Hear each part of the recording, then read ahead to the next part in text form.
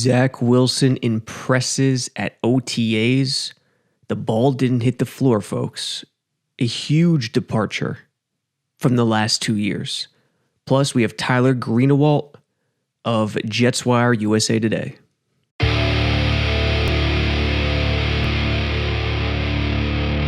Sabo Radio back again on the night that OTAs was available to the media, which means we got our first glimpse at Zach Wilson in 7-on-7s, in teams, in situations that would force him to make decisions, force him to fit the ball, force him to place the ball, force him to use that quick release of his, force him to show us whether or not he's up to the first task, the first challenge, which is plowing through and playing well in practice. Yes, it's just OTAs, but it's unlike rookie minicamp where they're just playing against air and there's not really much going on. I think there was some 7-on-7s at rookie minicamp for Zach Wilson, but media wasn't there and it's just not the same. Here, although a couple guys were noticeably absent, we'll start there. Marcus May, obviously, with the contract. Will it be an issue in August? I don't think so. That's my hunch. But obviously he's not going to be there for voluntary OTAs. Quinnen Williams with the injury, not there. Mekhi Becton, not there. Carl Lawson, not there. Ashton Davis, not there. And I'm not exactly sure why he wasn't there today. Remember, this is only one day. They've been at it for a while here. So taking one day and trying to examine everything with one day is not the best look. But hey, we gotta talk about what we saw from this quarterback.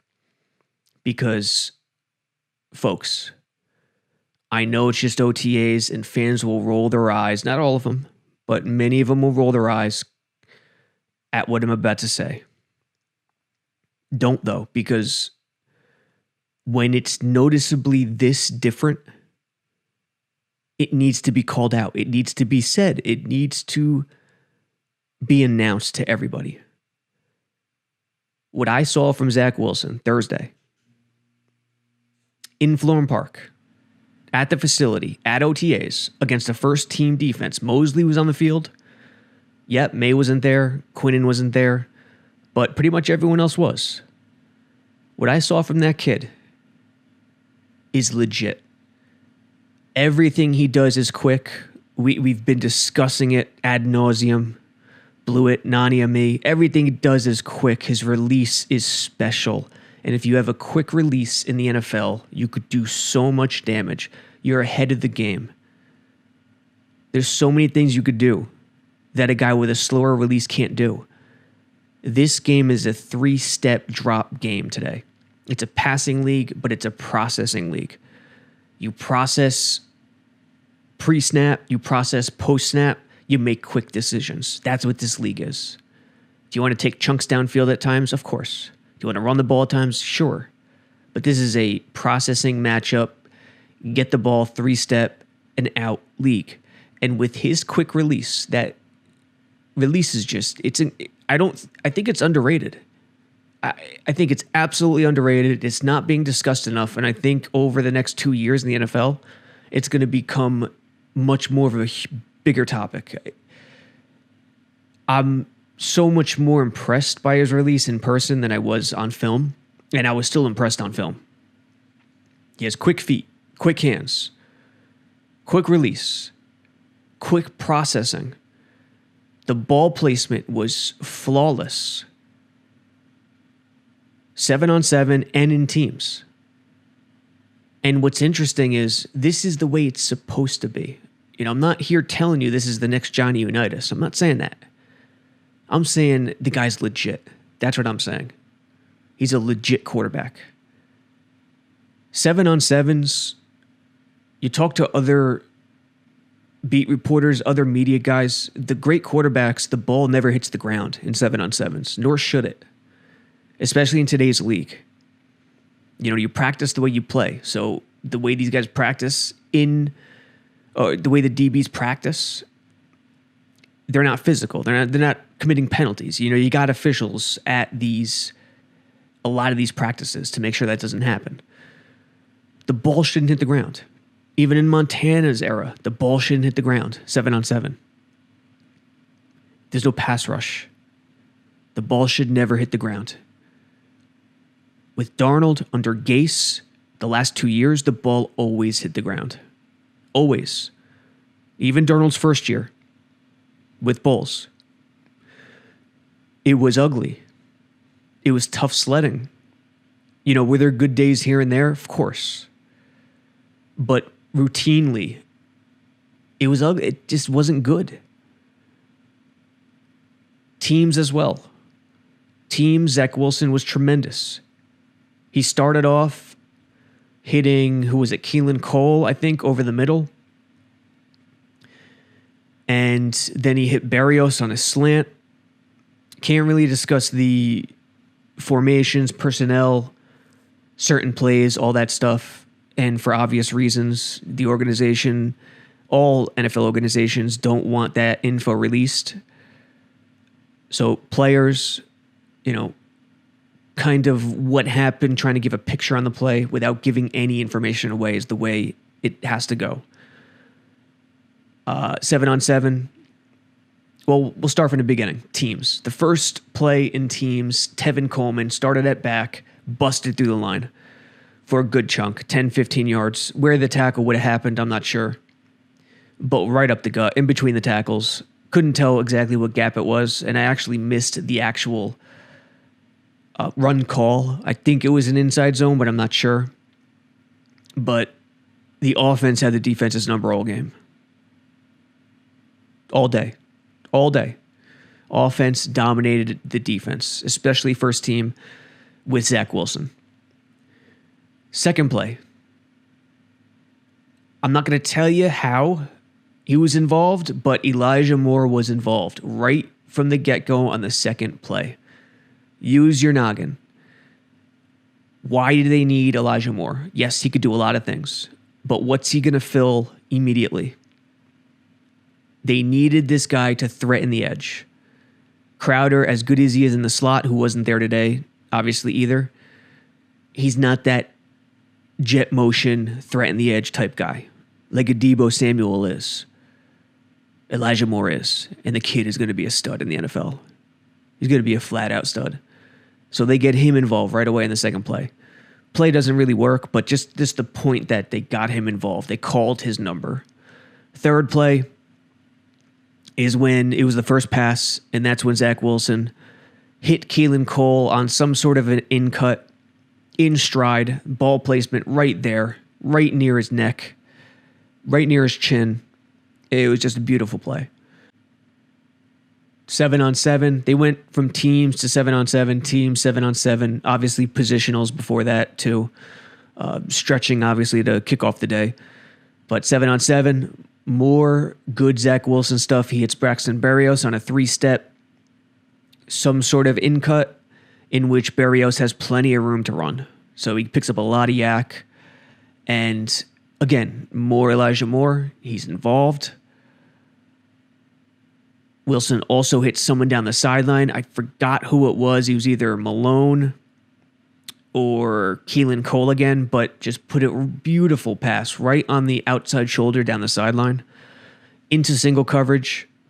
No two deep safeties. He was either single high or zero, but I think it was single high. Cover one. And with confidence, man coverage, outside shoulder, just a silly throw, silly placement. Like I write here, if you're on YouTube, you're seeing these tweets. Everything about Zach Wilson is quick. He processes everything quick. It's night and day compared to the previous quarterback. And yes, roll your eyes. It's just OTAs. But when you see a player compared to another player and you see that player live, even if it's practice, you know. And with Zach Wilson, it feels that way. It looks that way. 9 hours ago, I tweeted this. The ball is never hitting the ground in 7-on-7s. I think it hit the ground twice out of a lot of plays in 7-on-7. On one play, the number two weapon to his right was going to the flat, and his number one weapon to his right was doing a slant, so it was a slant-flat combo. He looked to the flat the entire time and nearly threw a no-look slant to that right side. So looking to the right, to the flat, coming back against the grain of his body to the slant, covered very well. Fell incomplete, but the placement was just absurd. Low, inside, out of the danger, and the ball actually popped up a little bit, and they almost had a chance to pick it off. Didn't happen, but the placement was absurd. Remember, it's about the process, not the results. If they would have picked that ball off, LaFleur is still patting Wilson on the back there because he placed it in the perfect spot. And that's what you need. That's what you want to see. And for a kid who's coming from BYU, coming from college, he should not be doing this on day one. I'm sorry. He should not be doing this. I know guys are missing, but this was too good. So, other things, other call-outs. Lawrence Cager got hurt. I don't think anyone knows the extent of the injury. He's always hurt. You got to feel for the kid. He's always battling injuries. I don't know if it was his knee or his hamstring. Hopefully it was his hamstring.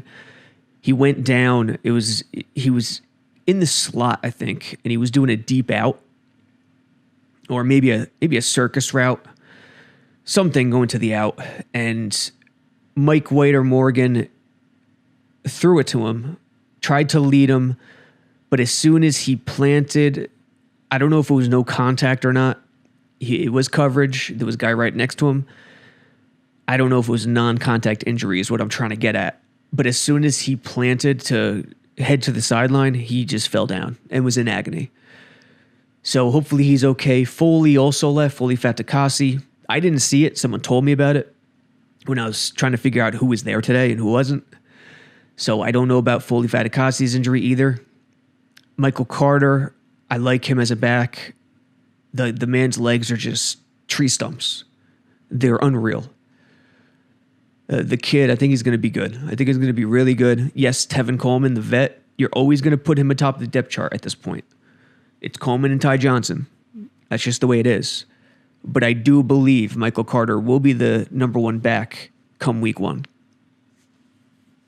I also do believe Elijah Moore is going to be starting. He's going to be in the top 3 receivers week one. Whether it's by injury or something else,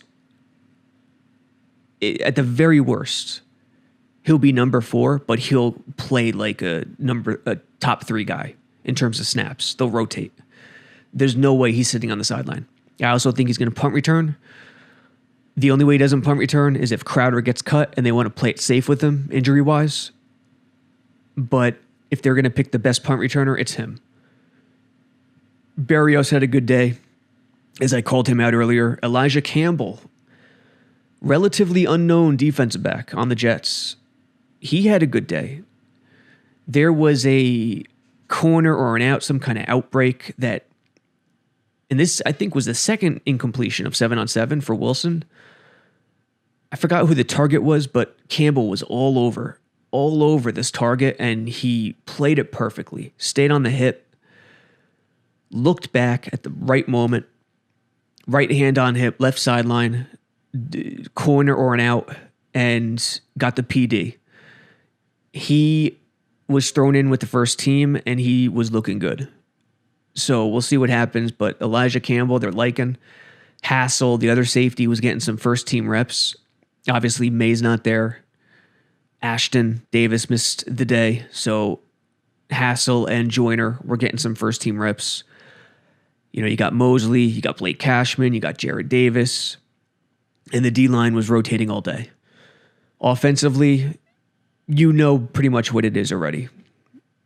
You got Carter, you got the stable of backs, Zach Wilson, Croft is certainly going to be involved. There's no question about that. Herndon, obviously. Wesco, obviously. I'm calling Wesco a fullback at this point.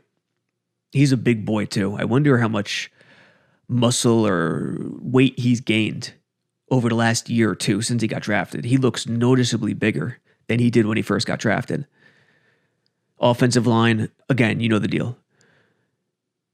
Fant, Mackay, Connor McGovern, AVT, got the first glimpse at him as well. but it's tough to see what the linemen are doing when you're at practice because you're on the sideline.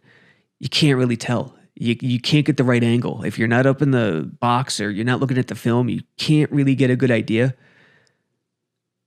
I just know this. The O-line played well. The O-line dominated the D-line. The offense dominated the defense. So feel good about that. And then you got McGovern at center, obviously I mentioned, and then Van Roten at right guard. Does Cam Clark push Van Roten? I don't know. What happens with Alex Lewis? I don't know. Feeney, everyone's new favorite Jet, wearing mullets, chugging beers on Long Island with Zach Wilson and a bunch of other big guys, and I think Mike White was there at the barn, Nassau Coliseum. I don't know if he could push those guys either. He's probably better served as a 7th, 8th guy in the offensive line, but we'll see. Some of the quotes today. Salah was asked about possibly bringing in a veteran cornerback. He made it clear that's Joe Douglas's decision. Sherman is the big name. I kind of think, it's a sneaky play at this point. It's under the radar. I think it could happen. Whatever you pay Sherman, you're going to overpay. There's no question about that in terms of money. But his veteran leadership, his understanding of the system is invaluable if you bring him on this team on a 1-year deal. And you're going to overpay him, but hey, if it's a 1-year deal, the only thing that hurts is the carryover. You can't take advantage as much. But, playing the outside, attacking the ball at the high point in this defense, I think you jump at the chance if it's possible. Salah, I think his quote was something to the effect of, it'll take away, a veteran cornerback will take away reps from the rookies, from the young guys. I think he's just playing it in the middle. He doesn't know what's going to happen, what's close to happening. I mean, he does know what's close to happening if there's mutual interest there. But maybe Sherman's holding his hopes out for something else. Maybe he's just waiting. We'll see. That was something to keep an eye on. I think it's much to do about nothing, because I think Salah would take Sherman in a heartbeat if he decided to pull the trigger on the Jets. Something else, Zach Wilson asked afterwards, after his good day, one of his funny quotes was he's still getting used to Jersey drivers. And yeah, I feel you. I mean, listen, I was born in Jersey, grew up in Northeast PA for the most part, but always been around North Jersey. Yeah, I'm used to it. But even people who are used to it have to get used to it again. They're crazy. They're nuts. And the craziest part about Jersey drivers, North Jersey drivers, is they're nuts. You'll look at the car and you want to see who's driving the car, and you have a mental image of who that might be, and it could be anybody. It'll shock the hell out of you. You could either get the mental image right, or it could be 180 degrees opposite, which is a big time sign that you don't want to mess with Jersey drivers. You pick your spots. If you get cut off, if you get screwed, flash a sign and go about your day. Don't turn a battle into a war, because when it's a war, your life becomes miserable. And that's what Jersey drivers will make it. Hey, I'm one myself. So throw me into the mix, I guess, but I feel your pain, Zach Wilson. Robert Saleh, he officially got his New York City baptism at the Garden Wednesday night, put on the big screen, and the crowd goes nuts. Yes, the crowd was going nuts all night, but there's Saleh right there, hooting it up. And there's a lot of different ways to get baptized. First pitch at Yankee Stadium, Bronx, you could take the Bronx route. First pitch at Citi Field, you could take the Queens route. But there's nothing better than the Garden. Attending a Knicks or Rangers game, getting on that big screen. That's the official baptism. That's it. I know they're called the New York Jets, New York Giants, but it's a Jersey team. And that Manhattan welcome, that 5-borough welcome is big time. And it happens for a lot of newcomers to the area. Brett Favre was unveiled at City Hall in 2008. So, you just feel for Brooklyn a little bit. The Nets, Brooklyn fans, they're always left out in the cold. Islander fans too. You got to give Islanders fans credit because the barn's been rocking, but no one's going to Long Island or Brooklyn to get baptized. It just doesn't happen. I'm sorry. I can't see Salah going to Barclays in this scenario. That just doesn't happen. So this was his official New York baptism, and he spoke about it today prior to OTAs, and he loved the experience. Robert, it looked like you had some fun at the Garden last night. Yeah. Just, what was that atmosphere like? And as a coach of another team in this market, do you start dreaming about what if we have this atmosphere at some point? It was awesome. Obviously, the Garden it lived up to its reputation. You from an outsider looking in, all you hear about is the Garden, and it was awesome. But yeah, that we've talked about it before that New York fans are extremely passionate. They love their home teams. They're rabid to a sense, and it's awesome. It comes from just absolute love for their teams. But like everything else in the world, you got to earn it. You got to earn that the response that they gave the Knicks, and the Knicks have done a phenomenal job rebuilding that organization. And what you heard at the Garden yesterday was phenomenal. And so we're excited about all the work we're putting in. We're excited to get the opportunity to earn the same response at MetLife Stadium and let the fans light that place up. And how about that? What Tom Thibodeau did for the Knicks is exactly what Knicks and Jets fans, the crossover, is hoping Saleh does for the Jets. Coaching makes a huge difference. More so in the NFL than in the NBA, for sure. The NBA probably makes the least amount of difference thanks to the superstar nature of the league, but nevertheless makes a difference. And how about those Knicks? How about the Garden? I'll tell you what, sports without fans is a disaster. I want nothing to do with sports without fans. It means nothing. An empty building with just quiet, there's nothing worse. So what we've experienced over the last year has just been downright brutal. It's no life to live. And the Garden re-energized. The Knicks falling down early. I'll tell you, Nerlens Noel is so important to that team. But Taj Gibson came up huge. He was huge in that game. Rose. I don't think the Knicks played all that great, to be honest. The Hawks just started missing shots in the third quarter, and the Knicks started making shots. Julius Randle came alive a little bit. Trae Young, they were forcing Young left. They were playing better pick and roll defense against Young. So they played better than game one, the Knicks, but by no means did they play fantastic. No shot. The key here are the fans and the Garden. No matter what happens with the Knicks here, the fact that the city is alive again and the Garden's alive again is just an incredible thing. There was a point when Trae Young was, and this is when the unfortunate situation where he got spit on, and I think there was an announcement that Madison Square Garden identified the guy and banned him for life, which they should have. The crowd, though, on that side out of bounds was heckling the hell out of Trae Young, and it was incredible. And once the game ended, it was incredible. The alley-oop to Obi Toppin got extremely loud. Well, let's take a listen to the Trae Young harassment at the end of the game and the final seconds.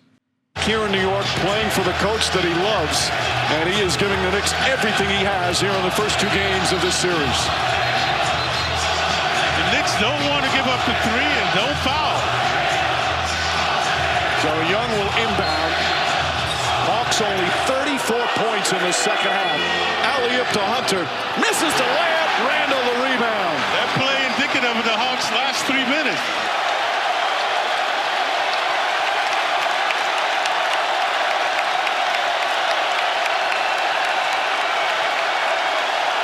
The series is tied at 1 game apiece. Knicks get their first playoff victory in 8 years. And the Hawks will head home. And they are a formidable team at home, Mike. 19-2 down the stretch under the auspices of Macmillan. So a formidable task will await the Knicks as they head to ATL. Yeah, tough task. We'll see. Hawks, excellent record at home. But the fact that the Knicks finally won a game means the world. The fans afterwards were just giddy. And it's what you want to see. It's what the NBA needs. It's what the city needs right now. It's what the sports world needs right now. And it's just perfect. So Friday night, game 3, we'll see what happens. Islanders off to the second round. Nets keep dominating. What can you say? It would be the best thing in the world if the Knicks actually beat the Hawks, advance to the Eastern Conference Finals after a second round stunner, and met the Nets. I mean, can you imagine that series back and forth? Shades of Rangers Devils 94. But we'll see. Nets, I think, will be there. Nets are going to the finals. I mean, unless a huge injury happens, Nets are in the finals. This is the NBA. You don't pick underdogs. The favorites get there. Upsets rarely happen, which makes this Knicks team so special. So, day 1 of media availability at OTAs in the books. A lot of Jets players there, over 80, it looked like, which is a great sign for the new coaching staff. And again, the coaching staff, very optimistic, very rah-rah, enthusiastic. Leon Washington was out there. And Zach Wilson was tremendous. Yes, it's OTAs, but Darnold, the previous guy, was rarely tremendous in these same situations. So if you're a Jets fan, you feel good. You should. Things are really looking good. If you're a Knicks fan, hope for the best. If you're a Nets fan, well, I hope you're a Nets fan that's been a Nets fan for more than 2 years. I hope you were a diehard Jersey Nets fan during the Jason Kidd days, during the Drazen Petrovic days. I hope. Because if not, let's not name call, but don't do that bandwagon stuff. It's for the birds. Isles, congrats to you guys as well. But we'll see what happens. Isles, Nets, Knicks, Jets, and then the Mets and the Yankees are still chugging along. I mean, baseball's becoming nearly unwatchable. It seems like they took some of the juice out of the baseballs, but the damage has been done. The launch angles of the swings, the no-hitters, no one could hit anymore. It's just awful. It's nearly unwatchable. I mean, I'll watch it in October for sure. I'll watch a lot of games this year. You know, it'll be in the background on my TV often, but it's compared to the yesteryear, compared to baseball days of the past, it's nearly unwatchable.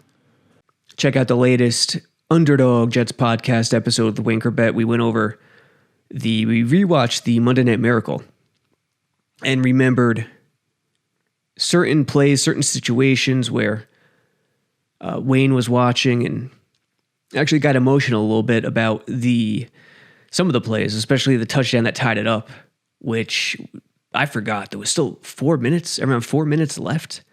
So they scored 23 points in 11 minutes of the fourth quarter. So 4 minutes left. They ran so many plays, ran so many routes. The one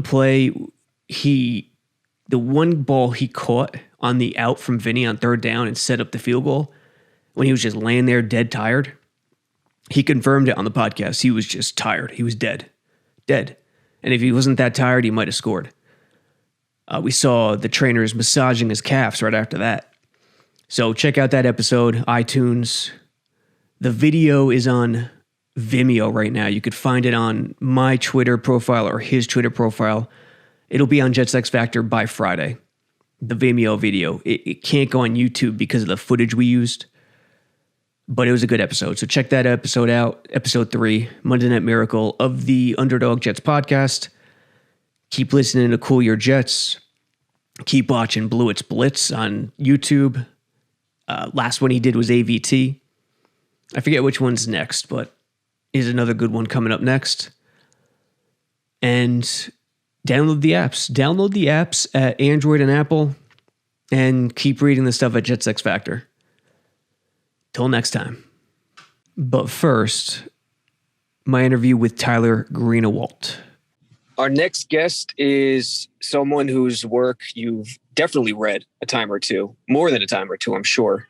Tyler Greenawalt, writer at the Jets Wire, part of the USA Today network. And he's going to be talking a little Jets with us, obviously. Tyler, how's everything going? Everything's going great, Robbie. Thanks for having me on. Loving the stuff problem. you guys are doing over there, Jets X Factor. Yeah, thanks. Appreciate it. No problem. Hey, we'll have you on anytime. So let's dig into the off season. Want to hear your thoughts, especially on every major move. Obviously, we'll talk draft, but let's start from the beginning. The new coaching staff, Saleh. How do you feel about how everything went down there? Obviously, when he left the building the first time, a lot of people were upset, enraged. I'm sure you saw Twitter. I kind of took a patient approach and, I just put my faith in Douglas, which I know as a Jets fan, it's tough to do sometimes. Not Douglas per se, but the organization. How do you feel about Saleh as a coach incoming with LaFleur and Ulbrich and just that direction as a whole? I think out of every possible option from a head coaching perspective, I think they hit the nail right on the head, like bullseye across the board. Sure, getting an offensive-minded guy like Bieniemy would have been great, or any of the other guys in college that I know they were probably looking at. But I think Saleh offers something that a lot of people, especially the Jets, were looking for. They want a guy who can energize an organization, energize a group of people, and build the team out, not necessarily focused on defense, not necessarily focused on offense, but bring the right group of people together. And I for one was surprised that he would want to come to New York after seeing what happened with Adam Gase. But fortunately the bar was set pretty low. So expectations are always higher in New York than most places, but lower to definitely a little bit more because of Gase. Yeah, it's funny though too. Saleh wasn't high up on the list. I mean, everyone had a positive view on him, but there were other names that were up there on the list. And then all of a sudden, suddenly he emerged. And then once he emerged and fans and media members saw him, and they kind of went, oh yeah, Saleh. We've kind of forgot about him, but he's the right guy. I mean, he makes sense in a lot of ways. What I like about him the most is he's engaging. He wants it to be a family. And it's okay if your head coach calls plays, but I love the fact that he doesn't have the ego where he feels he has to, So I kind of love that. And it should be interesting in terms of the hierarchy as well. As you know, since Woody Johnson took over, the GM and head coach have been on the same playing field, and they both report to the owner. Christopher came out specifically to say publicly, once the season ended, no more. Joe Douglas is in charge and everything goes through him, and Saleh is in charge of the coaching staff. Now, 2 years ago, Matt Rule kind of let it slip out that Greg Williams was being forced onto the next Jets head coach. Do we know that's for certainty? No, but it's possible. It's likely. How do you feel about the hierarchy? Do you think that's a huge positive, or do you think it's much to do about nothing? I think for the hierarchy, in my opinion, that is the correct sort of way that you should run an organization. Obviously, not every organization is run that way. There's instances like I think the Chiefs and possibly another organization, I can't remember off the top of my head, but they have it the same way the Jets used to do. But I think for the Jets, they needed to make a statement that Joe Douglas is running the show. It's Joe Douglas's team. And finding someone who, again, like you mentioned, doesn't have an ego that has to be on the same tier as the GM helps a lot. So I think this just makes the line of communication a little bit easier coming from the top down. Who makes the decisions on personnel? Obviously, Douglas won't be calling plays or setting lineups or anything like that. So it kind of allows Saleh as well to kind of focus on the parts of his job that matter the most. And I know from Douglas's time in Philadelphia, he saw that delineation between Doug Peterson and Howie Roseman. Granted, that didn't end up working out well in the end, but Doug Peterson was a coach first, and he had been on record saying he didn't like diving into the personnel decisions. Whether or not that was true remains to be seen, obviously, based off all the reports that eventually came out. But Douglas at least saw that, and I think that probably played a part in how this was able to be broken up in that way. And Saleh seems to be okay with it. Again, doesn't seem to have an ego, so I think it'll help things along the way. And how about Philly too? It's kind of, if you're a Jets fan, kind of reassuring, even though you don't know for sure. Philly's success kind of coincides with Douglas's arrival, and its failures coincide with Douglas's departure. So if you're a Jets fan, kind of hold on to that, because I think that's something to hold on to, even though you don't know for certain. It's a big deal. And by the way, it is Salah. You are pronouncing it correctly. I asked today, and they told me it's Salah, the organization. I hear a lot of people keep saying Salah. And that's one thing where, I didn't know for certain, but folks out there, it's Salah, and Tyler's got it right. I think the confusion might be there's a player on Liverpool in the EPL named Mohamed Salah. Oh, and really? The spelling is very similar. So I think some people might have been hearing Salah out in the sports ether and kind of attributed it to Robert, but not the case. I think that, and it's more fun to go Salah. Salah. I think, yes, exactly. So the other big thing, obviously, this offseason, Sam Darnold versus the rookie quarterback. To be honest, I was surprised how many people were on the Sam Darnold train. I knew there would be some. A lot of it comes from Gase. Gase was not good. I was trying to come up with a word there, but I couldn't come up with a word other than not good, and that paints it pretty well. So because of Gase, there's a lot of misconceptions out there, I think, that Darnold's better than he is and certain other things.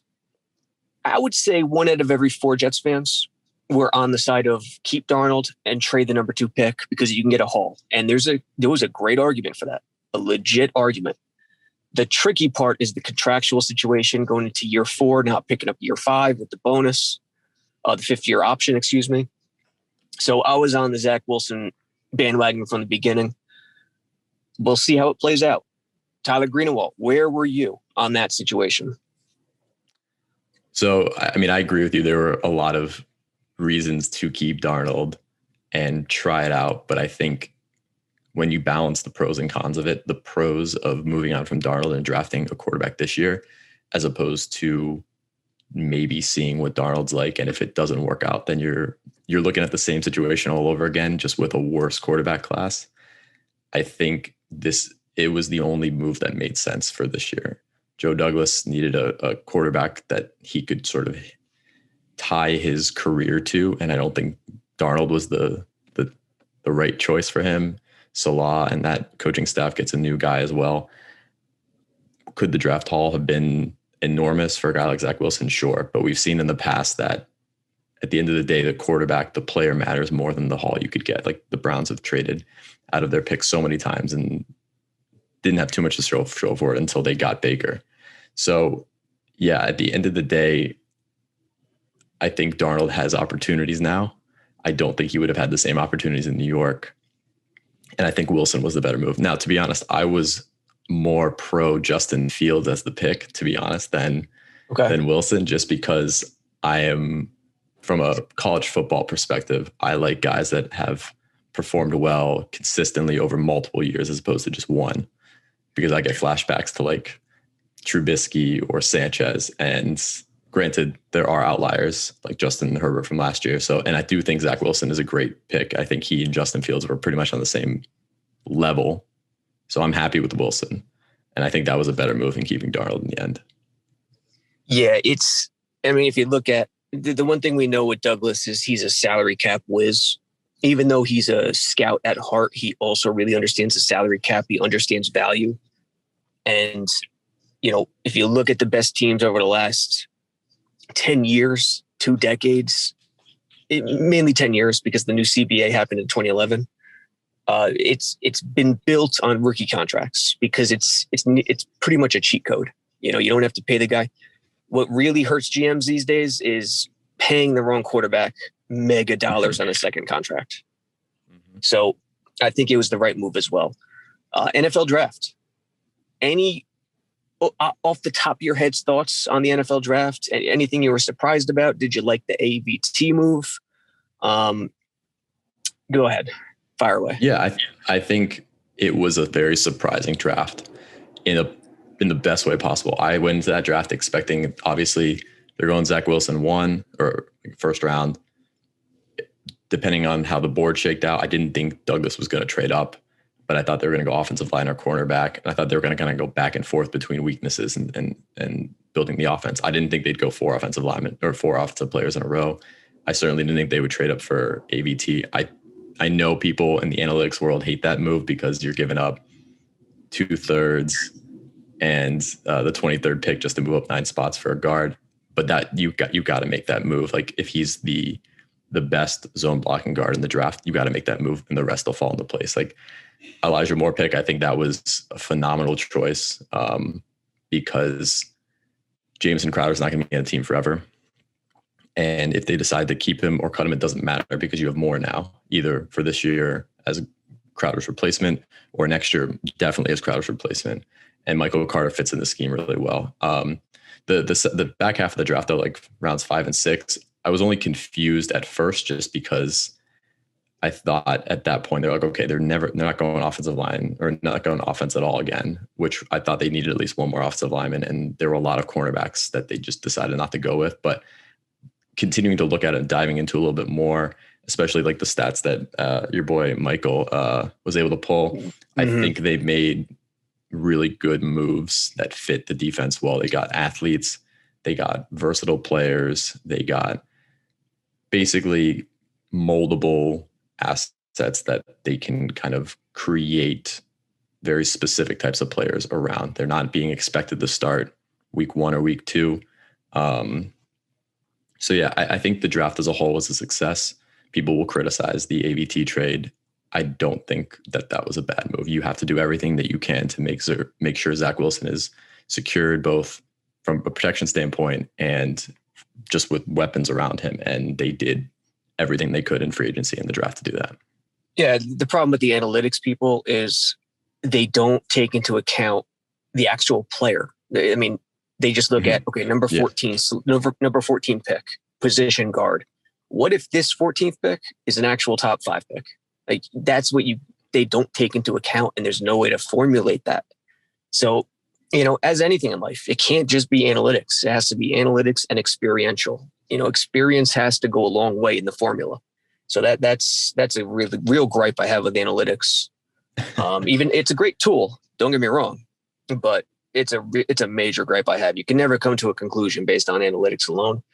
I was surprised by that, though, to be honest. I did not envision him trading up, being that aggressive, but he did. And, I'm pleased with the result because I think AVT's as close to a can't miss as there is, in any draft.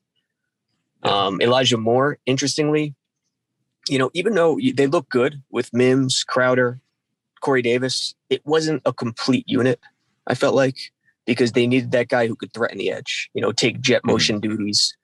Braxton Berrios did it basically last year, but he's just not a game breaker. So I love that pick too. But yeah, you're spot on. They needed their Deebo Samuel in this offense, and Crowder's not that, just purely based off of his skill set. Right. And going back to AVT quickly, I think this is kind of proving the scout side of Joe Douglas. Like he didn't look at the cap, like how much it would cost. He just had to get him. And that's very unlike Douglas. So if he's going to make that type of move, it's going to be for a player that he and a lot of other people he trusts, and that was AVT. I think he just wanted to do that fist pump in the war room afterwards. He just wanted to get hyped. He just wanted to do something to go crazy. Free agency. I'm sure you were hearing what the fan base had to say. They were frustrated early on, really frustrated. They thought the Jets weren't spending money. I think they finished either 5th or 7th in terms of guaranteed money. So they spent money. They definitely spent money. But they didn't get Tooney, who everyone wanted. By all accounts, he targeted him. He just went to KC, did not target Lindsley, which was interesting. I think he wanted the guard in the draft, because if you get a stud guard in the draft, you don't have to pay him a lot. And that's really cost effective. And then McGovern, keeping him at center. But Lawson, I mean, how can you quibble with Lawson? Every year there are edges available, and every year it seems like they don't become available because they're tagged. With Douglas, he's finally gotten an edge. Maybe the first one, a legitimate one since John Abraham. And he's also drafted 2 offensive linemen in 2 years, which is as many as they've had in, I don't even know how long, at least since 2006 with Mangold and Ferguson. Free agency. That's probably it. And then before that, I don't know when their last first-round offensive lineman was. I can't even, maybe the late 80s. I can't even remember. I don't think Fabini was a first-round pick. That's what I was thinking. What do you think about free agency? Did you think Douglas did the right thing here? Yeah, I think Douglas could have gone a couple of different ways based off of the available players. I think he was looking at it from the perspective of like, okay, how much money do I conceivably want to spend on X position, whether that's offensive line, wide receiver, defensive, and whatever the case may be. And then alternatively, could I find that in the draft based off of our picks? And he probably looked at Tooney and he saw the money that people were throwing at him. It's like, I can get that in the draft. If there's going to be guards in the first round that I can either trade up for or wait for at 23. So I'm not going to overpay for a guy that I can get the draft. But he's not going to be able to get a good wide receiver because he picks too early or too late in the first. Granted, he still could have probably potentially gotten like Bateman late, but regardless. And the same goes for pass rusher. Like all the pass rushers were either going like mid first round or later in like the late second round. So like the timing really didn't add up for the players that he could draft based off of who was available. So he went and like, okay, I'm not going to get a Carl Lawson most likely. So I'll go and get him. That'll satisfy a need that you definitely need in the Robert Saleh, Jeff Albright defense. I need some receivers. These are good, solid guys that can fit this offense well, that aren't going to cost a ton of money. Like he's not going out and paying Kenny Galladay money. Kenny Galladay, great player, but the Jets have way more needs than wide receiver. And so I think getting pass rusher, wide receiver, super important.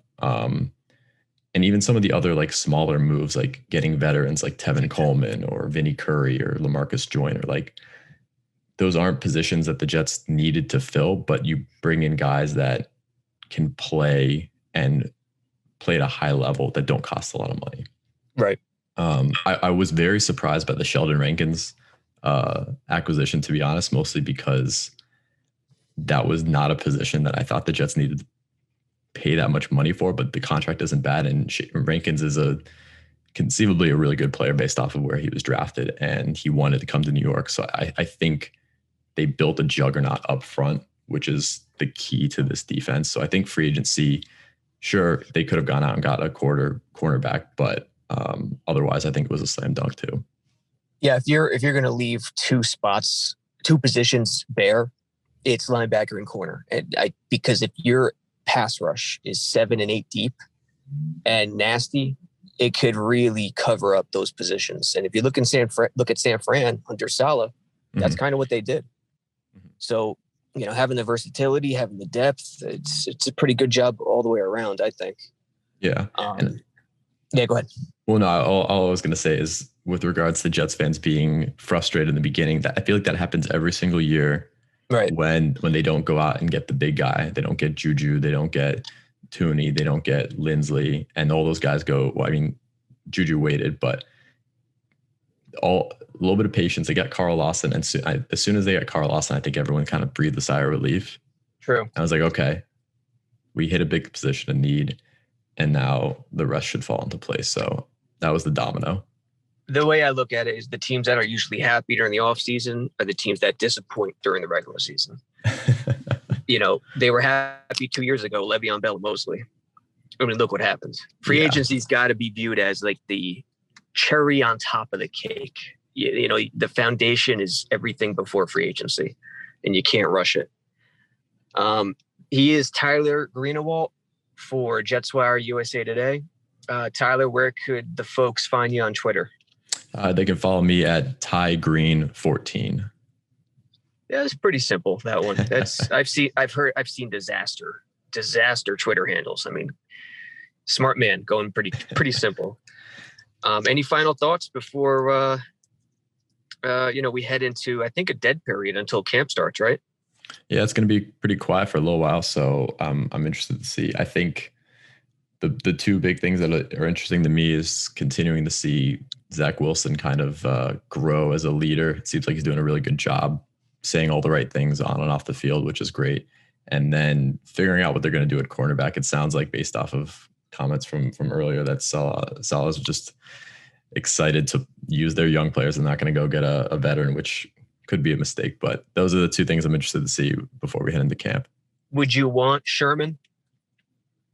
Yeah, I don't think he would want to come to New York unless they overpaid, and Douglas isn't going to overpay. But I think the idea that a veteran would take away reps from young players, while correct, the average age of these cornerbacks is like 23 or 24. You need to have a guy with some veteran experience to come in there and at least be a presence and someone that can fill in as a starter to start. Yeah, I agree with you. I think whatever you pay Sherman, you're going to overpay, because I think at this point, he's more name. But what he provides in the locker room, in the cornerback room, is invaluable. He knows Saleh's system, and that wisdom, that leadership is invaluable. I think it's still possible. I think it's a sneaky thing that everyone's letting their guard down for some reason. And Salah saying, that was today, right? Yeah. It was the press conference today, that it would take reps away from young guys. I don't know. That's interesting. Would that quote bite them if they did sign Sherman? Probably not, based on what they're building with the culture, but that's an interesting quote I'm going to have to think about more later. Yeah. I mean, fortunately, Saleh said that he's comfortable. Like, he's not going to tell Joe Douglas how to do his job. So Joe Douglas looks at the roster and he's like, you know what? We got to bring this guy in. I think it'll be fine in the end. I just don't, other than Sherman, the only other guy would be available is Brian Poole. So we'll see. That's the interesting part of the team. That's the one missing part that I think it needs some work. Yeah, it definitely does. All right, Tyler, thanks for hopping on today. We'll have you again back soon. And folks, check his work out. Hop on Twitter, find his profile, and check his work out at JetsWire, which is part of the USA Today family of websites.